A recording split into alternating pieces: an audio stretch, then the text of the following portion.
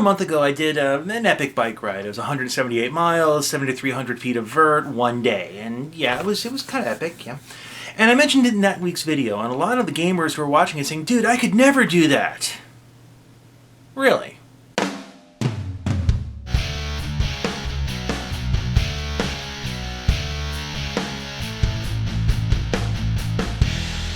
I want to make a couple points in this show, so let's get cracking. First, the ride. It was the ride across Wisconsin. I'd signed on for the one-day event, meaning 178 miles, one day, one bicycle. Now, I'd heard about the event in late 2015, and I thought, I gotta do this. Now, I knew going in it was going to be hard, and it did not disappoint. So, knowing this was not exactly the casual cruise across Wisconsin, I attacked the event like a gamer. Okay, so what do I mean by that? To a lot of people, that would mean just sitting on your couch and stuffing your face full of chips, right? Those people don't understand gamers. Alright, most people see gamers as the 400-pound slacker sitting on their bed, and to be fair, when you see gamers doing their thing in the outside world, it's kind of hard to refute that. Take this footage I'm showing right now. This is me playing Rocket League. What am I doing? Nothing. I'm just sitting there. The controller's basically in my lap, I'm just twiddling my fingers. Riveting television, let me tell you. In fact, when you watch major tournaments, take a look at the percentage of times they show the players on the screen as opposed to what they're doing. Most of these guys don't even react to what's happening in any kind of physical way. Now mind you, I'm not someone who watches these things routinely, but I have never seen a player mid-game do as much as fist pump after a great play. It's not like they're all unnecessarily taking Adderall or... right. What, too soon? Alright. But the point is that when people look at gamers, they don't exactly see athlete. Athletes move around. They're active. What's the worst injury that a gamer can get while playing? You blow out your knuckles? You get carpal tunnel? You blistered thumbs? You hurt your back, and people get concerned about you. You hurt your knee, and everybody gets concerned about you. You hurt your wrist, everybody's a comedian. So to non-gamers, they don't see us actually doing anything, so the assumption is that we're not doing anything at all. They need a point of reference. When I talk about points of reference, I'm talking about a shared or a common experience. Let's go back to the Raw event. You as the viewer have several points of reference when I'm showing you footage like this. I'm willing to bet that most of you have ridden a bicycle sometime in your life. You also have an idea of what a mile is, and specific to footage like this, you probably climbed a steep hill in your life. Those are your points of reference, and you can extrapolate from those points the difficulty of riding 178 miles on a bicycle with non-stop hills like this one. Now, imagine I said I rode 1,000 Gap A's today. You have a point of reference on a bicycle and a day, but what the hell is a Gap A? You'd have to know what that is before you made your judgment call, and it could be like a centimeter, it could be a parsec, you don't know. You need that information to make your reference. So let's turn this on gaming and the non-gamers looking in. I'm going to cross-reference a previous show that I did where I talked about support roles in MMOs, and I liked how I put it then, so I'm just going to be lazy and reuse the clip. I'm playing a controller in DC, I'm not just a guy providing power bar boosts. I'm throwing stunts the bad guy gnawing on the healer. I'm locking down bad guys to keep them in one area. I'm throwing debuffs to the main bad guy so he's easier to kill and hits for less damage. I'm trying to position myself not to get killed so the healer won't have to worry about me, and all the while, yeah, I'm supplying power too. I would hardly call what I'm doing as not being active nor participating. Unless you've got a point of reference to draw from, it is impossible to gauge how difficult it all is from the outside. About the best a non-gamer can do is they can multitask at work, and that doesn't seem like fun to most people. They just have no common experience with us. There are exceptions, but you've got to go way extreme, like bullet hell shooters. You can see just a screenshot and go, wow, that's hard. But for the most part, non-gamers have no shared point of reference to draw on. Now, before I get accused of partaking in sadoequine necrophilia, there's a point to this. Somebody who's not a cyclist can look at my 178-mile bike ride and they're duly impressed. Meanwhile, you show that same person a high-end fighting game tournament, they're going to look at it and go, yeah, so what? Just playing a video game, what's the big deal? Without that point of reference, there's no need to get impressed, because there's nothing to compare it to. But before I actually get to the main point of the show, I really want to finish this tangent. Yeah. I really should put that in a drinking game, shouldn't I? A long time ago, I did this one show about esports failing, and I cited the inaccessibility of esports as one of the reasons. And I got called to the carpet for that show, but I still maintain that stance. Frankly, the cost and inflexibility of some of these games are prohibiting factors that keeps people away, and people aren't going to spend $2,000 or more to play a sport sight unseen. Meanwhile, these same people have, at some point in life, kicked a ball, or they've thrown a rock, or they've sunk a three-pointer in the recycle bin. And partially because of this, they watch sports that they have some kind of access to. They understand how impressive it is to do what these athletes do on the field. Someone related to me once at a sport, in order to make it work, you have to show me what I can't do. They need exposure in the sport in question to understand why it's impressive. And to some extent, fans can also recreate it in their own home, and ironically to this video, they can do so in video game form, yes, but also in just like small moments. Everyone has that friend who can't just throw something away. They have to narrate it as if they were doing the buzzer beater shot that wins the game. Ironically, this point of reference can also act as a barrier, because people will look at the really impressive stuff and they'll go, wow, I could never do that. And here's where we finally rein it back in towards, the main thrust of the show here. Gamers routinely do the impossible. We just don't think of it that way. When I mentioned the Dunning-Kruger effect a while ago, I didn't mention the other side of it. People who are highly skilled at something tend to underestimate their skill level, yeah.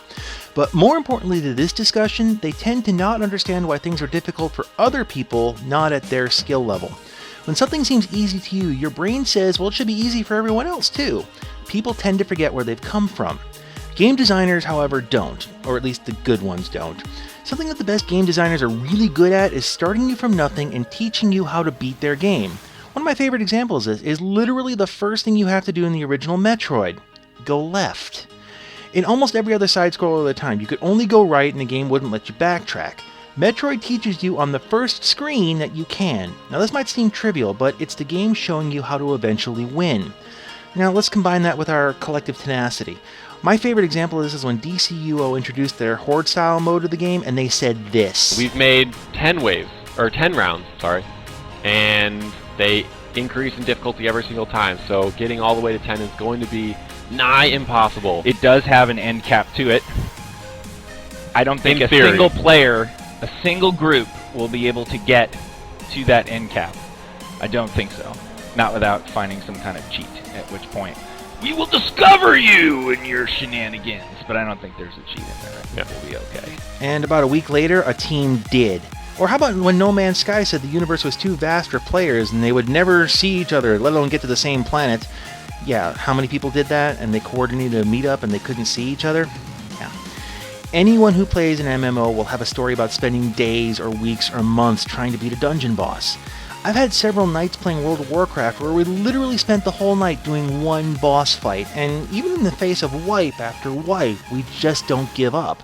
We reorganize, we regear, respec, and reset, and we finish the fight. Granted, there's a statistic out there that 80 to 90% of all gamers don't actually finish the games that they start these days, but let's talk about that another time. I want to talk more about the 10 to 20% that do. Gamers we're a different breed. If you tell us something is impossible, we're going to laugh and go, oh really? And we're going to do it anyway, if anything else, just to spite you. Not to mention that we're self-motivated, we're able to organize, and we're tenacious. Let's take these qualities and put it in the real world. I can't help but feel that one of the reasons people dismiss gamers as slackers is because you can't see someone thinking. You can see their reaction time, yeah, you can see someone making that I'm thinking face, but you can't watch someone's brain work in the same way that you can see a sports star throw a ball. That and gamers play the long game, which doesn't really hold the attention of the casual observer, but most of what gamers do is cerebral. So, when I decided to do the ride across Wisconsin, I attacked it with a gamer mentality, and it was really no different than attacking a fresh MMO. You start at level 1, you get some better gear, you learn some time-saving tricks, and you just grind levels. I made an informal timetable of how many miles I'd have to be pulling by August, and I kept to it. And for a while I was pulling 150, 200 miles weeks just in preparation. Basically, it was just grinding. And just like any other given MMO, you do your research online, you find out how to better optimize your gear and your techniques. I did a bunch of several smaller Fondo rides just to get an idea what they were like, and that was kind of like doing at-level raids or dungeons. I could have jumped in with a cycling club, so there, you got your guild system if you wanted, and by extension, the ride across Wisconsin, that was the boss fight. One that I was arguably very under-geared for. All the skills I learned playing video games, I just applied it to cycling. Now, it could be argued that this is just gamification, but in my mind, gamification is something that other people impose upon you. It's trying to get you to, they try to hook you into doing something that you don't want to do in the first place. This is something that I wanted. This is something that I did for myself. And all I did was I just applied the skills that I had into cycling. And this is why it amazes me when gamers say things like, I could never do that. The problem is that you're looking at the highest levels and you're comparing yourself to that highest level. And then you listen to the high-end players and they're saying, oh, what I'm doing is not that big a deal. But in reality, it is kind of a big deal. And if you hold yourself to that high standard and you're a noob, yeah, of course you're not going to be able to do anything. You're focusing on the wrong stuff. Tackle life like a gamer. Gamers understand the concept of leveling up. We know how to build up from nothing. We've got the patience to grind for days or weeks to play the long game. We know how to research. We know how to work with strangers. Heck, we can work in small teams. We motivate ourselves to do something every day to get where we want to go. Every time you pick up a controller or you sit in front of your keyboard, you're learning the skills that make it possible to do damn near anything you set your mind to doing. You know, in any given game, if all you do is look at the end boss fight, not the journey leading up to it, of course it's going to seem impossible. Same thing goes for real life. I'm willing to bet that you have a real life boss fight that you would love to go take down, but you're thinking, that's impossible. I could never do that. Well, it's not always impossible. It's just how you frame it. Hey everyone, thanks for watching. If you like the show, give it a thumbs up. And if you've got something to add, leave a comment in the comments section. Did you really like the show? You can subscribe absolutely free. And if you want to support what we do here, you can do so on Patreon, or now you can make a one-time donation through YouTube on our main page, or throw up the cards in the upper right-hand corner. Thank you again.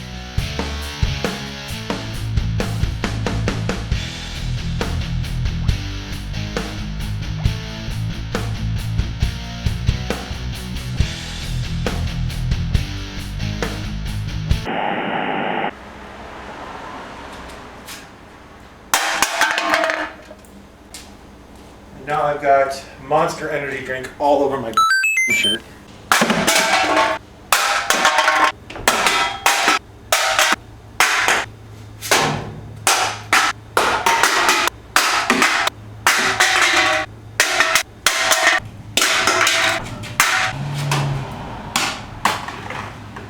Denied.